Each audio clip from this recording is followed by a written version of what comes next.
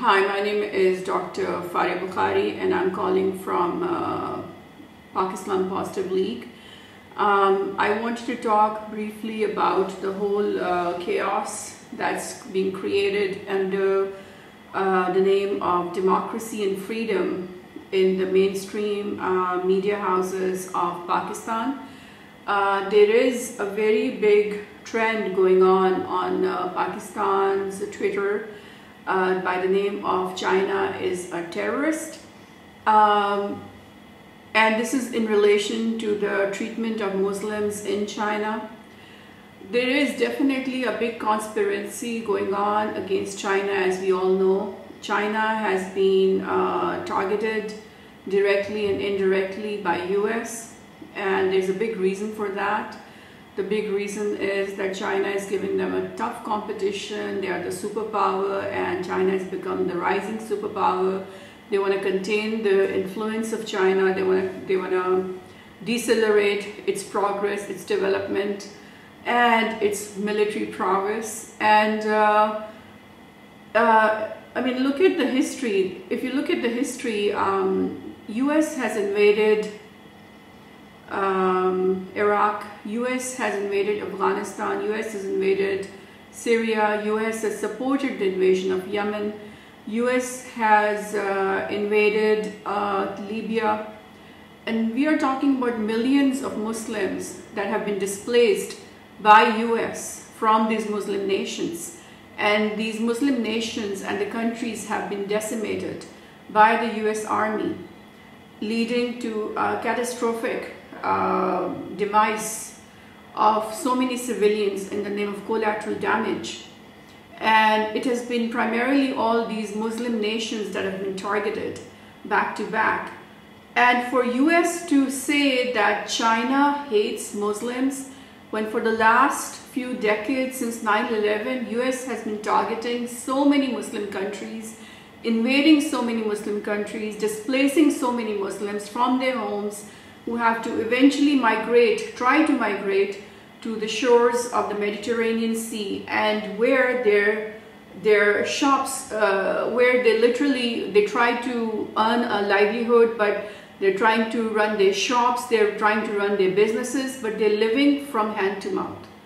So it's like transferring the population of all these Muslims from their countries, from the comfort zone of their homes, to new lands, to strange lands that are not welcoming them, and where they have to try to survive, and where they have to live in unkempt situations, in concentration camps. So how is this not the same as what US is claiming China to do? It's actually worse, because you're talking about killing so many Muslim children through the airstrikes, through the drone strikes in the Afghanistan and Pakistan border, and in Yemen. So how can US claim that it loves the Muslims when the reality is this, that its treatment of Muslims is way worse compared to how China treats Muslims? China has not invaded a single Muslim country. China has not decimated a single Muslim country. And these are the Muslim Chinese. How do you expect the Chinese government to mistreat these Muslims who have a Chinese citizenship, who are basically citizens of China, when China has been so sweet and nice and courteous to Muslims all over the world? On the other hand, the hate crime against Muslims within US has skyrocketed, and at the same time, the lack of access of equal opportunity for the Muslims within the US has really declined.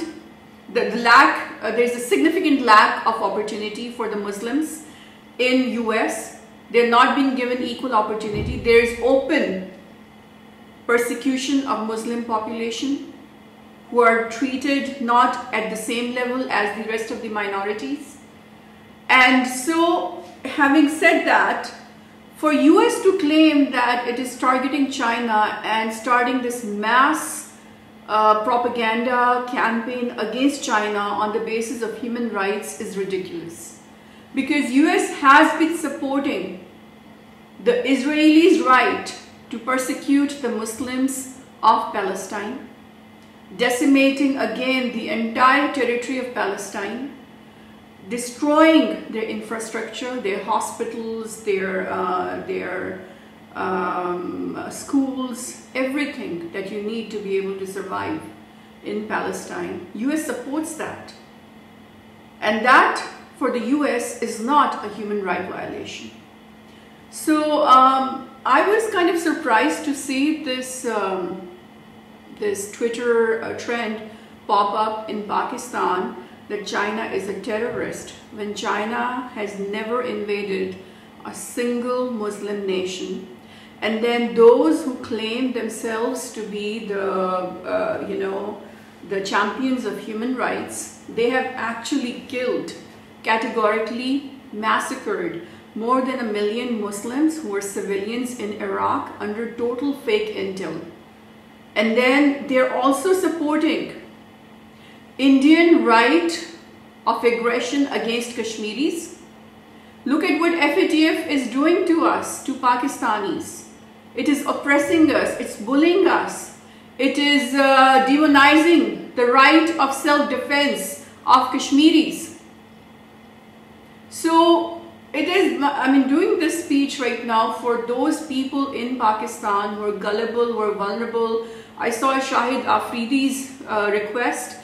I saw Shahir Sialvi also endorse that yes, there is terrorism committed by China. We are just seeing a lot of propaganda. This is all a lot of, information that you have no way of confirming unless you're there in person and you've seen with your own eyes how the Chinese government is treating these Muslims. They're talking about organ harvestation of these Muslim children in China. The question I ask the US officials is that how come there is no condemnation of the organ harvestation of the Palestinian children by the Israeli army? How come the Indian government is given complete immunity for making the children of Kashmir blind? Where are your human rights when it comes to Kashmir, when it comes to Palestine, when it comes to Iraq, when it comes to Afghanistan, when it comes to Libya, Syria, Yemen? You look at what's going on in Yemen. Almost 100,000 children have been killed in this war from starvation that was preventable. And this is all under the nose of Americans who think that China is committing the human rights violations. I'm not an ambassador of China, but I refuse to allow the US propaganda machine to negatively influence my country's people against a very close ally of Pakistan who has been there since day one in our struggle in Kashmir against India.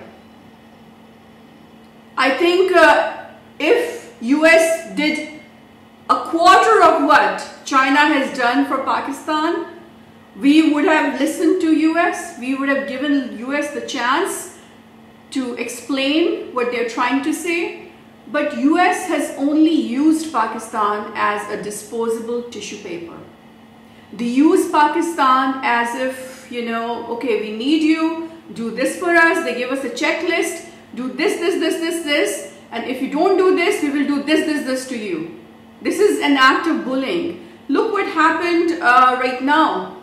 Last week, Mahathir, Erdogan and Rouhani, they gathered in Kuala Lumpur, and Pakistan wanted to join them because we were talking about Palestine, we were talking about Kashmir, we were talking about Rohingyas, we were talking about all the human rights violations that are happening against the Muslims all over the world by these so-called wealthy nations. And our Prime Minister totally committed for this occasion and had to back out at the last moment because US used the Saudis to exert negative influence over Imran Khan to force him to say no and cancel this commitment at the last moment. So this is this is not how you're going to win the hearts of the Pakistanis. This is not how you expect to have a cordial relationship with Pakistan. You need Pakistan more than Pakistan needs you. You have not done anything for Pakistan as yet. You have literally, you have totally destroyed the infrastructure of Pakistan in the war against terrorism. That was your war that Pakistan fought with you with goodwill, thinking that it's going to bring regional peace and it's going to bring global peace. But this was at the cost of $500 billion of Pakistan's economy that is still in a state of stagflation because the Americans wanted peace and they wanted to invade Afghanistan, and they thought that they have the right to go and abuse a certain population of the world to suit their interests. As far as the South China Sea conflict is concerned, the South China Sea conflict is the cash cow of the Indian government. It will only take 2 days to bring peace in South China Sea if Pakistan puts its mind to it. It is going to be very easy for Pakistan to bring peace in South China Sea because of its cordial relationship with Malaysia, with Brunei, and with Indonesia, which are the 3 Muslim countries that are involved in this conflict, and because Pakistan has a very good relationship with China. So it will be very easy for Pakistan to broker and to mediate peace between the 5 or 6 different nations that are involved in the South China Sea. And they are willing to do it, provided someone is willing to listen and think beyond war. But the problem we are facing right now is that no one in the secret government of US, the control freaks, they think they have to own everything. They have to own Afghanistan. They have to own Iraq. They have to own Iran. They have to own Pakistan. They have to own CPEC. They have to own South China Sea. They have to own Libya. They have to own Syria. They have to own Yemen. They have to own Saudi Arabia. They have to own Turkey. They have to own Malaysia. They have to own all of this world. This is ridiculous. How can Americans allow their secret government to get away with this kind of hegemonic agenda in the name of democracy and freedom? This is not democracy and freedom.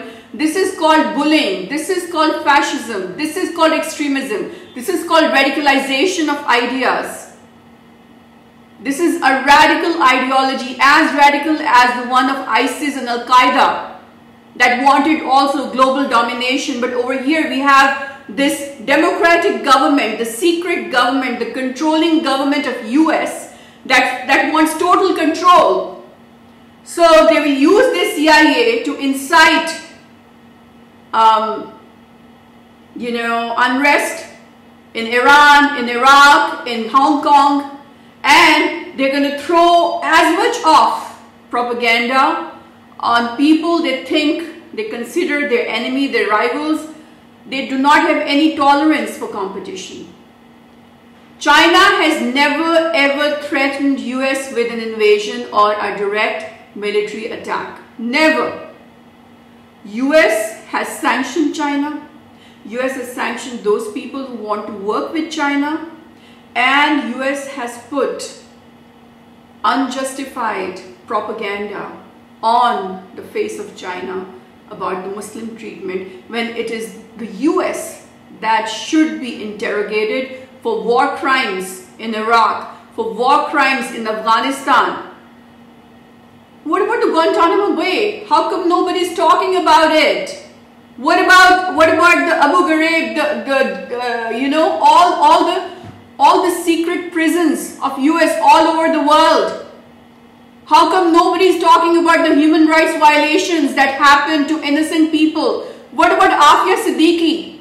How come nobody's talking about that? She was innocent. She had to spend time against the US Constitution in a secret prison, and she was tormented, she was tortured, she was physically assaulted for a crime she never committed. And then she was jailed in the US under the orders of a US court against the Constitution of US just because it served the interests of Dick Cheney, of Bush. This is how unfair the system in the United States is. This is how much injustice there is in US. That it thinks it can get away with whatever it wants to do. But there has to be a limit. I'm not here supporting, I'm not like an ambassador of China, but I just don't think that it is absolutely agreeable for us to accept the hate, the negative campaign, the smear campaign against the Chinese government without any tangible, credible evidence, with basically photoshopped pictures, with basically make-believe videos that anybody can make, when US has so much to talk about when it comes to human rights violations and war crimes. When US gave a standing ovation to the butcher of Gujarat, Modi, when US has yet to sanction, boycott, question India over what is going on to the Muslims right now. Muslims are getting lynched alive. When US gave complete immunity under the term of Obama to RSS to continue to commit terrorism against all the non-Hindu minorities of India. When the Sikhs citizens of US tried to petition RSS in a US court under the term of Obama, they were stopped from doing that. Even though they were a non-profit and they had absolutely every right to petition an organization that has been categorically involved in terrorism against civilians. But they were stopped under Obama's term, under Hillary's term, from using their right to express their concern, to express that these human rights violations are happening in India and US should try to do something about it. They were stopped from petitioning RSS. So US has given complete draconian immunity to a terrorist organization in India called RSS. And even today, US has termed Pakistan as religiously intolerant, but there is no mention of India, where even every Indian is right now standing on the streets screaming about the intolerance of its own government. But the US is all quiet because it does not suit the US interests to condemn India. It does suit them to put false, fake allegations on China when US itself has to account and be held accountable for all the human rights violations, for all the negativity they have spread all over the world, including support of war crimes in Kashmir, in Palestine, and they also are giving complete immunity to draconian immunity to the terrorism of RSS. Pakistan is being harassed, Pakistan is being bullied under fake intel of the secret government of US to indict people like Hafiz Saeed, who never committed the Bombay attack, whose only crime was that they tried to defend the Kashmiris against the aggression of the Indian army. But the FATF is constantly bullying Pakistan unfairly and trying to extort its nefarious hegemonic agenda under the direct orders of the secret government of US. I think it is about time that Pakistani officials stopped getting intimidated by these global bullies and try to do what is best for the country. And what is best for the country means you need to ensure complete 100% self-defense of the Kashmiris within the valley of Indian occupied Kashmir. Which means you have to empower people like Hafiz Saeed, not restrain them, not indict them just because FATF is saying so, just because Uncle Sam is saying so. Because Uncle Sam wants you destroyed. Uncle Sam wants CPEC destroyed. Uncle Sam wants to break up Balochistan. Uncle Sam wanted to get rid of KPK as your province under the Pashtunistan movement by PTM. Would you allow Uncle Sam to get away with all these things? Would you? If you're not going to let them break you up into 4 or 5 different pieces, why would you want Uncle Sam to dictate to you how you should treat Hafiz Saeed?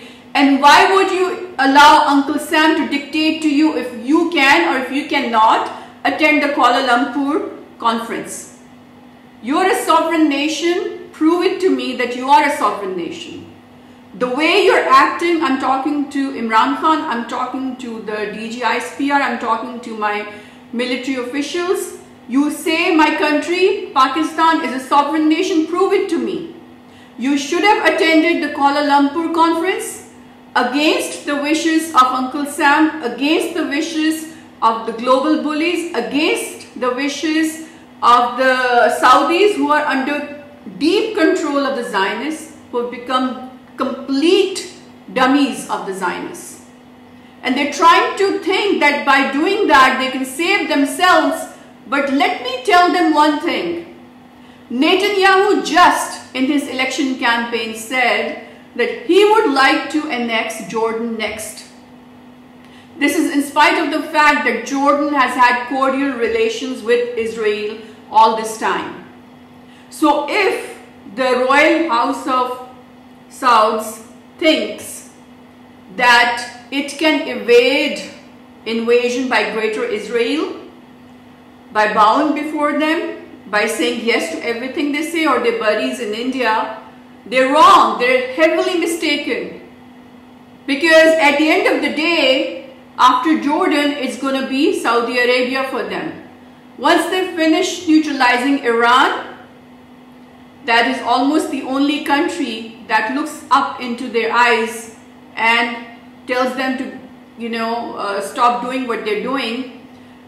Once they get rid of Iran, they're going to come after you, after all the Gulf states, and they're going to neutralize you to the point that you will be complete puppets, you will be complete colonies.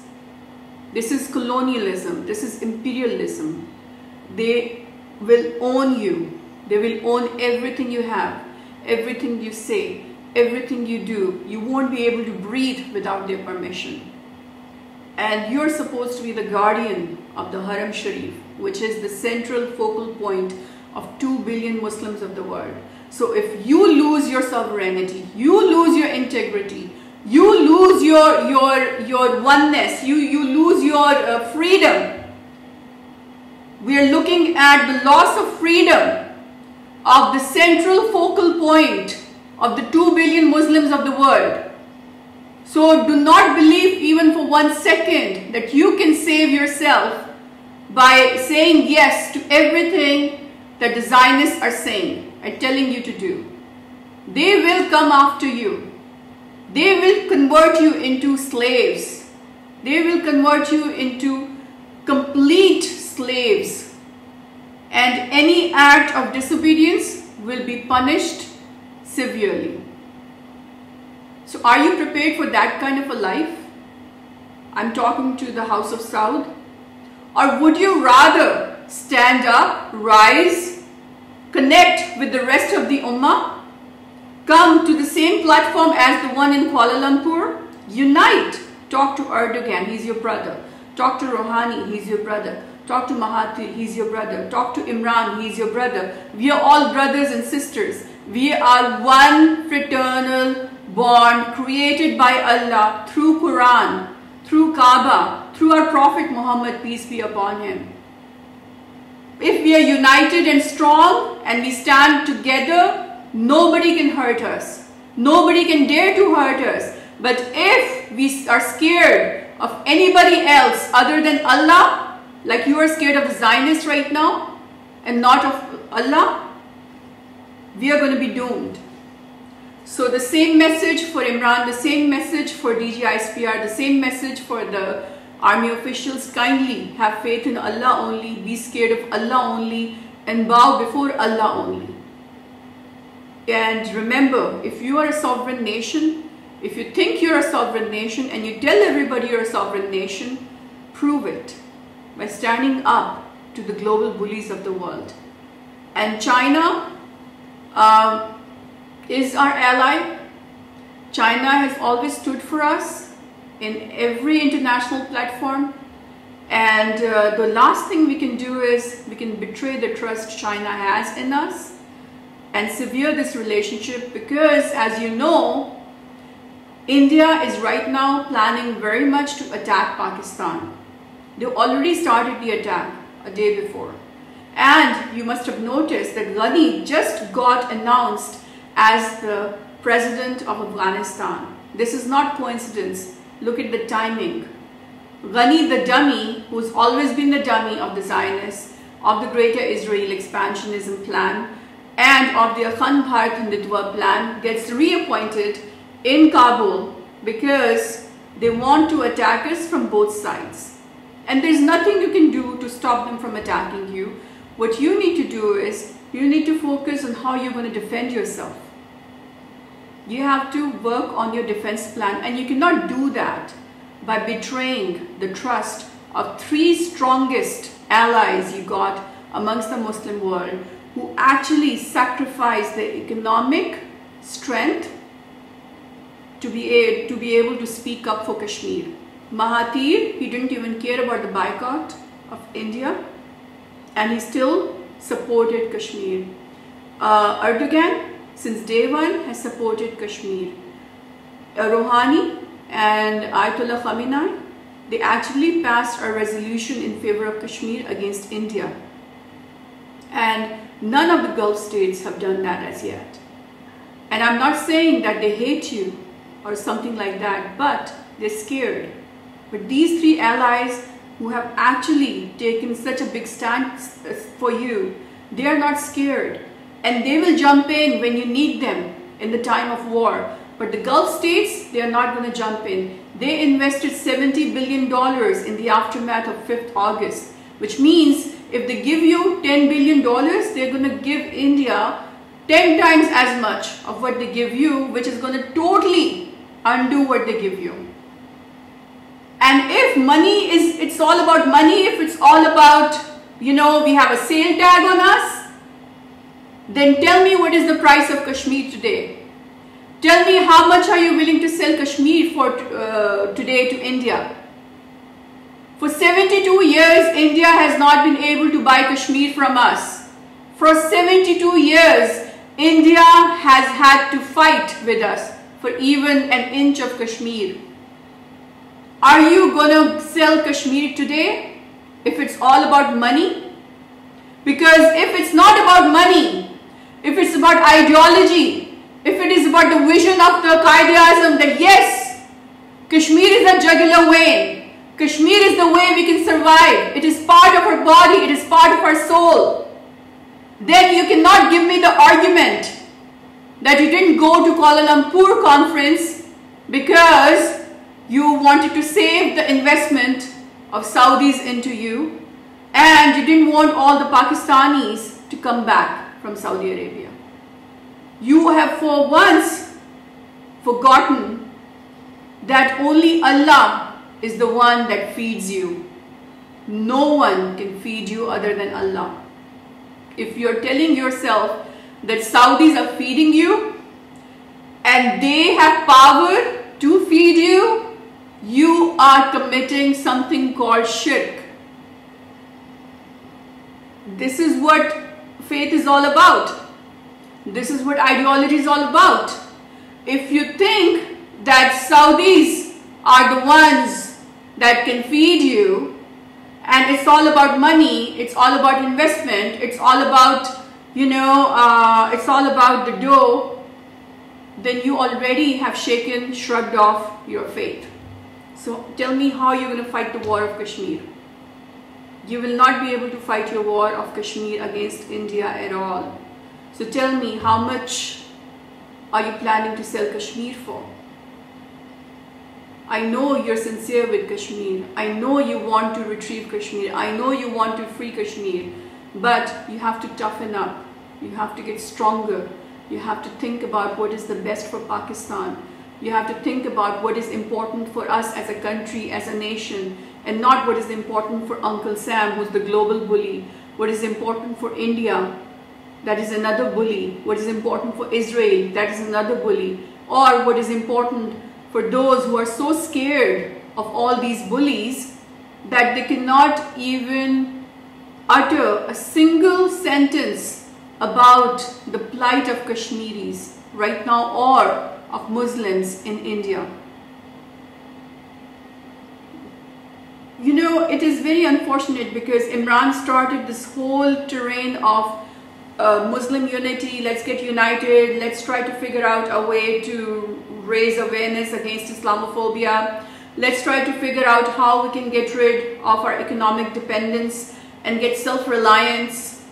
All these things were brought up by Imran, and then Mahathir and Rouhani and Erdogan, they got involved and they were excited that yes, we are going to come up with something that's going to be a solution for the rest of the world, including the 2 billion Muslims of the world, because it's the Muslim nations that are the victims of genocide all over the world, whether they are in Muslim nations or they are in non-Muslim nations. So as the global heads of the Muslim nations, it was a great idea, a great incentive that, okay, the Gulf states, the OIC is really intimidated by the Zionists, by the Israelis. They have unofficial accords written down with the Zionists. So let's have an alternative, free platform that can think beyond that intimidation, that is not intimidated, that's free. This was a great idea. It's very unfortunate that Imran pulled in all these people who were so sincere, who wanted to do something about it. And when they gather and they look back looking for Imran, and they're like, where did he go? They're looking, he brought us here. Where is he? This is betrayal. You betrayed them. Imran, you betrayed them. And if the Pakistan military is involved in this decision, they also betrayed them. This is betrayal. This is the worst thing you can do to them. You should apologize. And you should tell them that you're going to make up. Figure out a way how you're going to make up to them for what kind of a mess you made by bowing your head before the elite Gulf nations who are already intimidated by Zionists. And you know that this decision came from Washington, D.C. So you're technically bowing before Uncle Sam, which is against your electoral slogans that you've been chanting to get votes. And our army has always said that they are sovereign and they are strong and they can fight any bullies. But this decision was a foreign policy disaster. It's going to make us lose our credibility. So before it's too late, I want you to make up for this. I want you to do something beyond and important to restore the faith that Mahathir, Erdogan and Rouhani had in us, that we are a credible nation, they can trust us in doing this together, that we are not going to be like, hypocrites, and we are not going to be intimidated, that we are strong, we are sovereign, and we're willing to do this. We have to unite. Unity is our only solution right now, and we have to help the Gulf nations get rid of their fear. They're really fearful of Uncle Sam. They're really fearful of the Israeli expansionist ideology, and they're also scared of the Akhand Bharat Hindutva ideology. They're scared. They're puppies. They're literally scared. We have to help them get over their fear. think about it. If you are a family and your brothers, and one of your brothers is very scared and the others are not, and you are not, you know, there's a monster and that is come in your house and that is trying to kill your family, and you're trying to fight that monster, but you know you have your one or two brothers who are really scared and who won't do anything, and who are like, okay, maybe we should befriend the monster and let him do whatever he wants. If he wants to kill children, let him do that. If he wants to do this, let him do that. It is your job to go to your brother and try to get that fear out of your brother. Try to toughen up your brother. Try to help him get over his fears of these global bullies. So instead of doing this, if you're going to be converting yourself into that little brother who's scared, then who's going to fight the monster that has decided that he wants to eradicate all of you? Think about it, sleep over it. This is a very important point I'm going to tell you and let you think about. Allah Hafiz.